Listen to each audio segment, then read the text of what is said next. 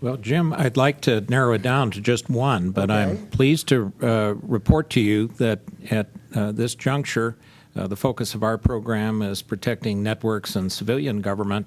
We now have more than 96% of .gov signed up. That's 124 discrete segments, and I'm very happy to tell you that we're covering all 23 of the 23 CFO Act reporting agencies. So our coverage is excellent, and within the next 20 weeks, we should be starting off providing basic services and continuous monitoring sensors to all of the people I've just named under a task order competition. Jim, I think you're actually couldn't be closer to the real crux of the problem.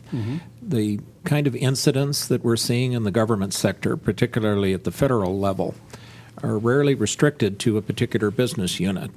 A threat of one kind that shows up in a part of government almost inevitably will roll other directions.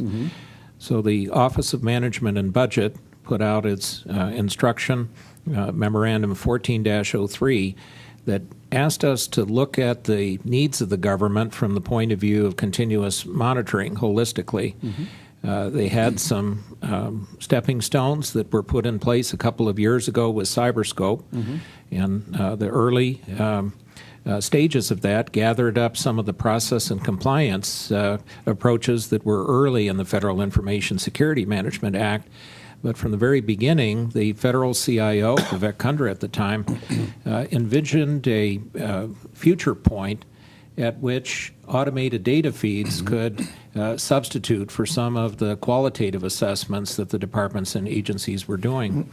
So our conversations now, which include the Department of Defense and the Committee on National Security Systems, look forward to a day when data collection at the endpoint level, where specific risks, previously known flaws can be gathered up, and then trend information can be assembled at the federal level that we can show in a dashboard and eventually incorporate into the summaries that OMB now sponsors and the cross-agency priorities. And as it turns out, continuous monitoring is one of those three that are active of attention.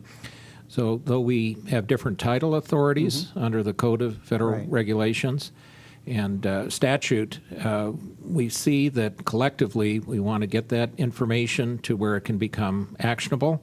That's probably a specific repair on the local level, but if we can get a enterprise view of where our most serious problems are, we can reposition as necessary to shore up the defenses. Yeah, terrific.